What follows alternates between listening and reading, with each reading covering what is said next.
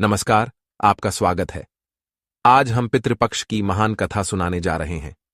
कहा जाता है कि इस कथा को सुनने से समस्त प्रकार के पितृ दोष समाप्त होते हैं। इस कथा का ध्यानपूर्वक श्रवण करने मात्र से ही मनुष्य के कोटि कोटि पाप नष्ट होते हैं और उसे अपार धन संपत्ति और सुख समृद्धि प्राप्त होती है। पितरों की कृपा से उसके सभी दुख दोष समाप्त होते हैं और सुखी जीवन प्राप्त होता है। यह महान कथा भगवान श्री कृष्ण ने गरुड़ जी को सुनाई है। आइए सुनते हैं इस कथा को। दोस्तों, एक समय की बात है, पक्षीराज गरुड़ अपने मन में जिज्ञासा लिए भगवान श्री कृष्ण के पास आते हैं और उन्हें प्रणाम करते हुए कहते हैं, हे प्रभु, पितृपक्ष में पितरों की पूजा करने से कौन सा फल मिलता है? पितृपक्ष के दौरान पितरों की शांति के लिए कौन से उपाय करने चाहिए? भगवान श्री कृष्ण कहते हैं, हे गरुड़, तुमने आज उत्तम प्रश्न किया है। तुम्हारे इस प्रश्न में समस्त मनुष्य जाति का कल्याण छिपा हुआ है। जो मनुष्य अपने पितरों को संतुष्ट करता है, उसके समस्त दोष और दुख समाप्त होते हैं। पितरों की पूजा करने से मनुष्य को अपने पूर्वजों का आशीर्वाद प्राप्त होता है।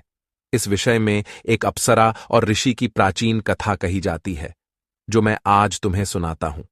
इस कथा को श्रवण करने से तुम्हें तुम्हारे सभी प्रश्नों के उत्तर मिल जाएंगे। इसलिए हे गरुड़, तुम इस कथा को ध्यान से सुनो। इस कथा को जो भी सुनता है, उसके समस्त प्रकार के पितृदोषों का नाश होता है।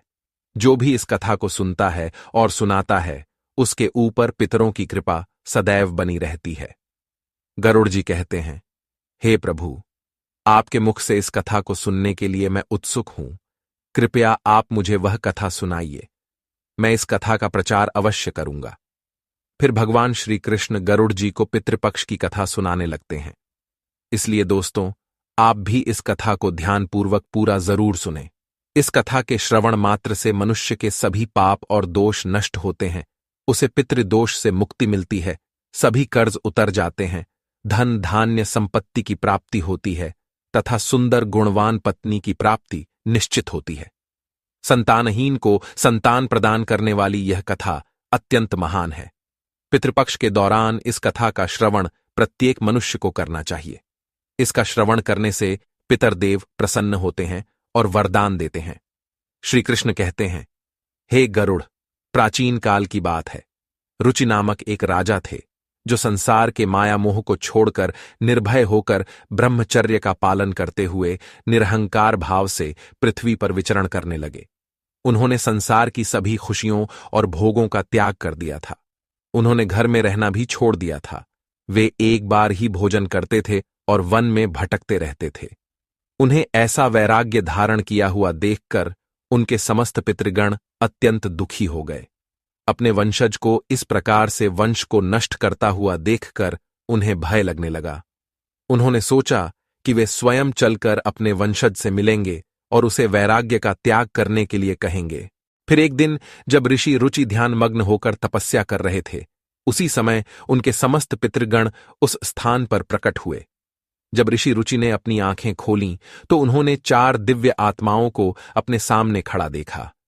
उन्हें देखकर वे आश्चर्यचकित हो गए और उन्हें प्रणाम करते हुए कहने लगे, हे महान आत्माओं, आप कौन हैं और किस कारण से आप मुझे दर्शन देने के लिए पधारे हैं? वे सभी दिव्य आत्माएं कहने लगीं, हे वत्स, हम तुम्हारे पूर्वज हैं और हम तुम्हारे इस वैराग्यपूर्ण आचरण से अत्यंत दुखी हैं, इसीलिए तुमसे मिलने के लिए आए हैं। ऋषि रुचि ने उन्हें नमस्कार करते हुए आदरपूर्वक पूछा, हे पितृगण, आप सभी के दर्शन करके मैं कृतार्थ हो गया, किंतु आप मेरे आचरण से दुखी क्यों हैं? कृपया मुझे विस्तार से बताइए। मुझसे ऐसी कौन सी भूल हो गई है जो मेरे पूर्वज मुझसे असंतुष्ट और दुखी हैं? तब वे सभी पितृगण कहने लगे, हे वत्स, तुमने किस कारण से विवाह नहीं किया? विवाह स्वर्ग और मोक्ष प्राप्ति का उत्तम मार्ग है। गृहस्थ आश्रम के बिना मनुष्य को शाश्वत बंधन होता है। गृहस्थ में रहकर मनुष्य देवताओं, पितरों, ऋषियों और याचकों की पूजा करके उत्तम लोकों को प्राप्त करता है। वह देवताओं को स्वाहा और पितरों को स्वधा शब्द के उच्चारण से तथा द्वार पर आए अतिथियों और याचकों को दान देकर संतुष्ट करता है। विवाह न करके, संतान को उत्पन्न न करके तुम देव ऋण तथा पितृजनों के ऋण से मुक्ति नहीं पा सकोगे। संसार में रहने वाले मनुष्य, ऋषि तथा अन्य प्राणियों के लिए भी तुम प्रतिदिन ऋणी ही हो रहे हो। संतान की उत्पत्ति के बिना तुम स्वर्ग को कैसे प्राप्त कर सकोगे? देव पूजा, पितृ तर्पण तथा संन्यास ग्रहण किए बगैर तुम्हें स्वर्ग की प्राप्ति नहीं होगी। सभी पितृ कहते हैं, हे पुत्र, यदि तुमने विवाह नहीं किया तो यह अन्याय केवल तुम्हें कष्ट ही देगा। मरने के बाद तुम्हें नरक की प्राप्ति होगी और अगले जन्म में भी कष्ट भोगोगे।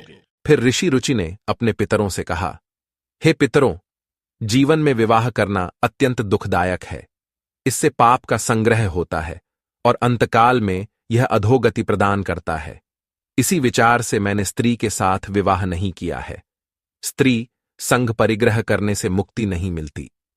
जो व्यक्ति अविवाहित रहकर प्रतिदिन विद्या ग्रहण करता है और ज्ञान के अमृत से अपनी आत्मा को निर्मल करता है, वह मेरे लिए श्रेष्ठ है। विद्वानों ने अनेक प्रकार के सांसारिक कर्मों का वर्णन किया है। इसीलिए मनुष्य को अपने इंद्रियों पर संयम रखकर तत्वज्ञान के जल से आत्मा को शुद्ध करना चाहिए। फिर पितरों ने कहा, हे वत्स, इंद्रियों को वश में रखकर ज्ञान के द्वारा आत्मा को निर्मल करना चाहिए। तुम्हारा यह कथन उचित ही है, किंतु यह कल्याण का मार्ग नहीं है जिस पर तुम चल रहे हो। यज्ञ, तप और दान के द्वारा अपने अमंगल को दूर करते हुए फल प्राप्ति की कामना से रहित जो शुभ और अशुभ कर्म हैं, वे बंधन के कारण नहीं होते। जो पूर्व का कर्म है वह भोग से नष्ट होता है। पूर्व जन्म का जो पुण्य कर्म है वह सुख दुख को भोगने से निरंतर नष्ट होता रहता है। फिर ऋषि रुचि ने कहा, हे पितामह, वेदों में कर्म मार्ग के प्रतिपादन द्वारा अविद्या और माया की पुष्टि की गई है। इसीलिए आप मुझे विवाह करने के लिए क्यों प्रेरित कर रहे हैं? विवाह करके मेरा अनिष्ट ही हो जाएगा। पितरों ने कहा, हे वत्स, कर्म द्वारा जो कुछ भी किया जाता है वह अविद्या है, यह सत्य है। किंतु विद्या प्राप्त करना भी एक प्रकार का कर्म है। शास्त्रों में जो विहित कर्म हैं, सज्जन पुरुष उनका उल्लंघन नहीं करते, उन्हें उसी से मोक्ष की प्राप्ति होती है। शास्त्रों में पुरुष को विवाह करने की आज्ञा दी गई है। विवाह न करने पर पुरुष को मुक्ति नहीं मिलती है। संतान के बिना उसे मोक्ष नहीं मिलता है। संतान के द्वारा किए गए श्राद्ध कर्म से ही उसे मोक्ष मिलता है। इसलिए हे पुत्र, तुम विधि पूर्वक विवाह करो। विवाह न करने से तुम्हारे सभी कर्म भी नष्ट हो जाएंगे और तुम विफलताओं को ही प्राप्त करोगे। यदि हमारा वंश नष्ट हो जाएगा तो हमारी आत्माएं अतृप्त ही रहेंगी। विवाह करके संतान उत्पन्न करके ही तुम अपने पितरों को संतुष्ट कर सकते हो। श्री कृष्ण कहते हैं, हे गरुड़, इस प्रकार से अपने पितरों के वचन सुनकर ऋषि रुचि को बड़ी ग्लानि हुई। उन्होंने विवाह करने का निश्चय किया। फिर ऋषि रुचि ने अपने पितरों से कहा, हे पितृगण, अब तो मैं बूढ़ा हो गया हूं, कौन मुझे अपनी कन्या प्रदान करेगा? वैसे भी मुझ जैसे वृद्ध व्यक्ति के लिए विवाह करना अत्यंत कष्ट साध्य है।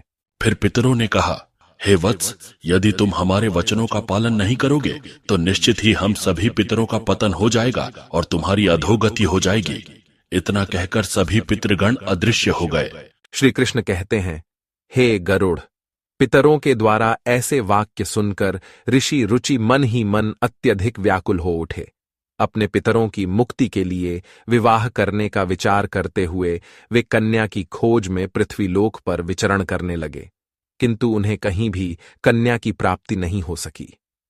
अपने पितरों के वचनों को बार बार मन में सोचते हुए वे चिंताग्रस्त होकर सोचने लगे, मैं क्या करूं, कहां जाऊं? मेरे पितृगणों को मुक्ति दिलाने के लिए कौन सी स्त्री मुझसे विवाह करेगी? इस प्रकार देर तक विचार करने के बाद ऋषि रुचि ने ब्रह्मादेव की तपस्या करना शुरू कर दिया। ऋषि रुचि ने 100 वर्षों तक एक वन में घोर तपस्या की। तत्पश्चात जगत पिता ब्रह्मा ने उन्हें दर्शन दिया और कहा, हे रुचि, मैं तुम्हारी तपस्या से प्रसन्न हूँ। तुम्हारी जो भी अभिलाषा है उसे प्रकट करो, मैं अवश्य पूर्ण करूंगा। तब ऋषि रुचि ने ब्रह्मदेव को प्रणाम किया और कहा, हे परमपिता, मेरे पितरों ने मुझे संतान उत्पन्न करने के लिए कहा है, किंतु इस समय मुझे विवाह के लिए कोई कन्या दिखाई नहीं पड़ रही है। इसीलिए कृपया आप मुझे कन्या प्रदान करें, जिससे विवाह करके मैं संतान प्राप्त कर सकूं।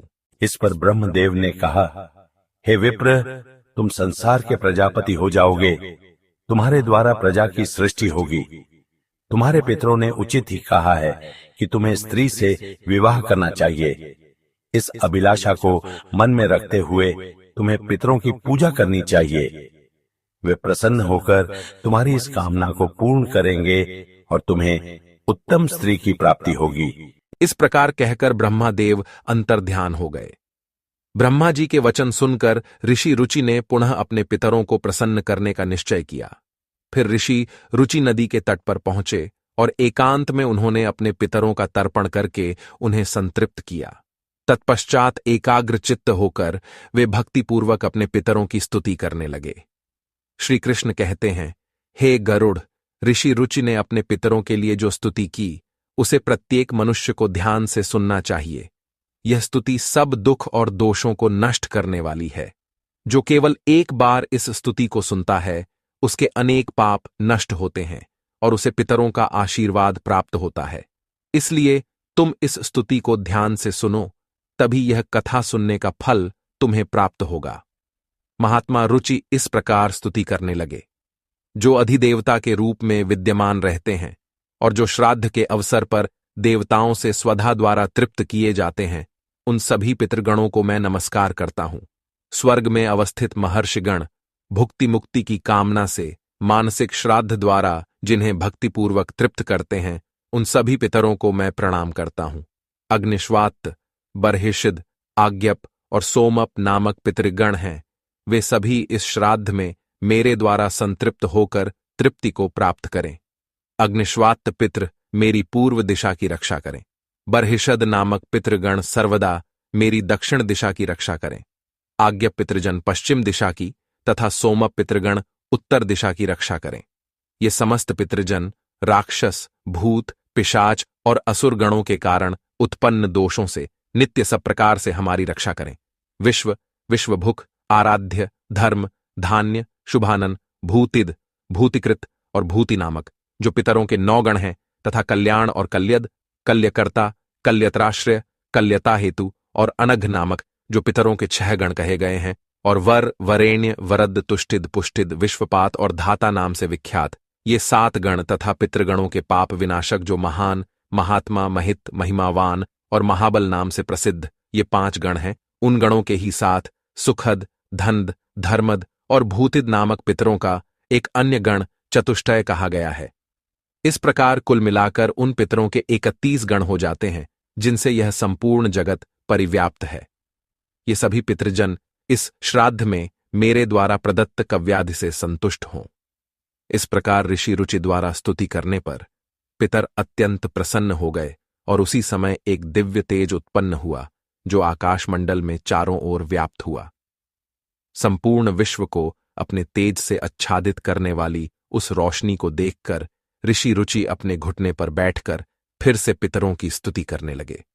रुचि की स्तुति सुनकर पितृगण अत्यंत प्रसन्न हुए और वे उनके सामने प्रकट हुए। रुचि ने पुष्प, गंध और अनुलेप पदार्थों का उन्हें निवेदन किया था। वे सभी पितर उन्हीं को धारण करके उनके सामने प्रकट हुए। रुचि ने भक्तिपूर्वक हाथ जोड़कर अपने पितरों को प्रणाम किया और निवेदन किया। प्रसन्न होकर पितरों ने कहा, हे पुत्र, तुम्हारी इस स्तुति से हम अत्यंत प्रसन्न हैं, इसीलिए अब तुम्हारी जो भी कामना हो वह निसंकोच होकर कहो। फिर नतमस्तक होकर रुचि ने पितरों से कहा, हे पितृदेव, ब्रह्मदेव ने सृष्टि की रक्षा करने के लिए मुझे प्रजापति बनाया है, इसीलिए मैं आपसे संतान उत्पन्न करने में समर्थ, गुणवान, चरित्रवान पत्नी की कामना करता हूं। फिर पितरों ने कहा, हे वत्स, इसी स्थान पर अभी इसी क्षण तुम्हें उत्तम मनोरमा पत्नी की प्राप्ति होगी और उसी से तुम्हें पुत्र होगा। हे रुचि, वह पुत्र बुद्धिमान और बलशाली होकर रौच्य नाम से तीनों लोकों में ख्याति प्राप्त करेगा। उसके भी अतिशय बलवान, महापराक्रमी, महात्मा और पृथ्वी का पालन करने वाले बहुत से पुत्र होंगे। इतना कहकर समस्त पितृगण ऋषि रुचि को आशीर्वाद देकर उस स्थान से अंतर्ध्यान हो गए। पितरों के अंतर्ध्यान होते ही पितरों की कृपा से उसी समय उस नदी के मध्य से ही रुचि के समीप प्रमलोचा नामक मन को प्रिय लगने वाली सुंदर श्रेष्ठ एक अप्सरा प्रकट हुई। उस श्रेष्ठ अप्सरा ने मधुर वाणी में महात्मा रुचि से कहा, हे तपस्वी श्रेष्ठ, वरुण के पुत्र महर्षि पुष्कर द्वारा मेरी एक अतिशय सुंदर कन्या उत्पन्न हुई है। मैं उस सुंदर रूप वाली मानिनी नामक कन्या को भार्या के रूप में आपको प्रदान करती हूँ। आप इससे विवाह करें। इस कन्या से आपको अतिशय बुद्धिमान मनु नाम का पुत्र होगा। फिर प्रजापति रुचि ने उस अप्सरा कन्या से विवाह किया। श्री कृष्ण कहते हैं, हे गरुड़, इस प्रकार से ऋषि रुचि ने अपने पितरों को प्रसन्न करके विवाह के लिए कन्या प्राप्त की और अपने वंश को आगे बढ़ाया। कथा के अंत में भगवान श्री कृष्ण ने गरुड़ जी को पितरों को प्रसन्न करने के अनेक उपाय विस्तार से बताए। ये उपाय मनुष्य के जीवन में पितृदोष को समाप्त करने और पितरों की कृपा प्राप्त करने के लिए अत्यंत आवश्यक माने जाते हैं। श्री कृष्ण ने गरुड़ जी से कहा कि पितरों को प्रसन्न करने के लिए कुछ विशेष अनुष्ठान, तर्पण और धार्मिक कार्यों का पालन करना आवश्यक होता है। आइए जानते हैं उन महत्वपूर्ण उपायों के बारे में। पितरों को प्रसन्न करने का सबसे पहला और मुख्य उपाय तर्पण है। तर्पण का अर्थ है जल अर्पण करना। पितृपक्ष के दौरान पवित्र जल को हाथ में लेकर पितरों का आह्वान करते हुए उन्हें जल अर्पण करना चाहिए। तर्पण में काले तिल, जल, दूध और कुशा का उपयोग किया जाता है। यह कार्य पवित्र मन और श्रद्धा से करना चाहिए, जिससे पितृगण तृप्त होकर प्रसन्न होते हैं। तर्पण करते समय एयुएम पितृभ्य स्वधा मंत्र का उच्चारण करना चाहिए, जिससे पितृ संतुष्ट होते हैं और आशीर्वाद प्रदान करते हैं। श्री कृष्ण कहते हैं, श्राद्ध कर्म पितरों की तृप्ति के लिए एक महत्वपूर्ण अनुष्ठान है। इसमें पितरों के निमित्त भोजन, फल और वस्त्र अर्पण किए जाते हैं। श्राद्ध कर्म करने वाले व्यक्ति को ब्राह्मणों को भोजन कराना चाहिए और उन्हें वस्त्र एवं दक्षिणा देकर आशीर्वाद लेना चाहिए। श्राद्ध के दिन विशेष रूप से सात्विक भोजन बनाना चाहिए, जिसमें खीर, पूड़ी, सब्जी और अन्य पौष्टिक एवं ताजे खाद्य पदार्थ शामिल हों। इस भोजन को पवित्रता के साथ पितरों के निमित्त अर्पण किया जाता है। तीसरा उपाय श्री कृष्ण ने बताया, गाय, ब्राह्मण और अन्य जीवों को भोजन। पितरों को प्रसन्न करने के लिए गाय, कुत्ते, कौवे और ब्राह्मणों को भोजन कराना अत्यंत शुभ माना जाता है। इन्हें भोजन अर्पण करने से पितृ तृप्त होते हैं और प्रसन्न होकर आशीर्वाद देते हैं। विशेष रूप से श्राद्ध के दिन गाय को हरी घास और रोटी खिलाना और कौवे को चावल व खीर खिलाना शुभ माना जाता है। इन कार्यों को करने से पितरों की कृपा प्राप्त होती है और पितृदोष से मुक्ति मिलती है। श्री कृष्ण कहते हैं, पीपल और तुलसी के वृक्ष की पूजा करना पितरों को प्रसन्न करने का महत्वपूर्ण उपाय है। पीपल का वृक्ष पितृगणों का निवास स्थान माना जाता है और तुलसी का पौधा देवी लक्ष्मी का प्रतीक होता है। श्राद्ध के दिन पीपल और तुलसी की पूजा करके पितरों को तृप्त किया जाता है। पीपल के वृक्ष के नीचे दीप जलाने से पितृगण प्रसन्न होते हैं और परिवार को सुख समृद्धि का आशीर्वाद देते हैं। भगवान श्री कृष्ण ने गरुड़ जी को बताया कि जो व्यक्ति पितृदोष से पीड़ित होता है, उसे गया जी या अन्य पवित्र तीर्थ स्थलों पर जाकर पिंडदान करना चाहिए। गया जी में पिंडदान करने से पितृ संतुष्ट होकर मोक्ष प्राप्त करते हैं और वंशजों को आशीर्वाद देते हैं। पिंडदान के समय काले तिल, कुशा और चावल का उपयोग करके पितरों को अर्पण करना चाहिए। यह प्रक्रिया पितरों को तृप्त करती है और उनकी आत्मा को शांति प्रदान करती है। श्री कृष्ण कहते हैं, पितरों को प्रसन्न करने के लिए व्यक्ति को श्राद्ध पक्ष के दौरान व्रत रखना चाहिए। इस समय सात्विक आहार ग्रहण करना चाहिए और ब्रह्मचर्य का पालन करना चाहिए। भगवान श्री कृष्ण ने गरुड़ जी से कहा कि श्राद्ध पक्ष में मांस, मदिरा और तामसिक आहार का सेवन नहीं करना चाहिए। व्रत के दौरान भगवान विष्णु, शिव और देवी लक्ष्मी की आराधना करनी चाहिए। इससे पितरों की आत्मा को शांति मिलती है और वे प्रसन्न होकर आशीर्वाद प्रदान करते हैं। श्री कृष्ण कहते हैं, पितरों को संतुष्ट करने के लिए गरीबों, ब्राह्मणों और साधुओं को अन्नदान और वस्त्रदान करना चाहिए। यह कार्य विशेष रूप से श्राद्ध पक्ष के दौरान करने से पितरों की आत्मा को तृप्ति प्राप्त होती है। अन्नदान और वस्त्रदान से मनुष्य को पुण्य की प्राप्ति होती है और पितृदोष से मुक्ति मिलती है। इस कार्य से पितृ प्रसन्न होकर घर परिवार की सुख समृद्धि का आशीर्वाद देते हैं।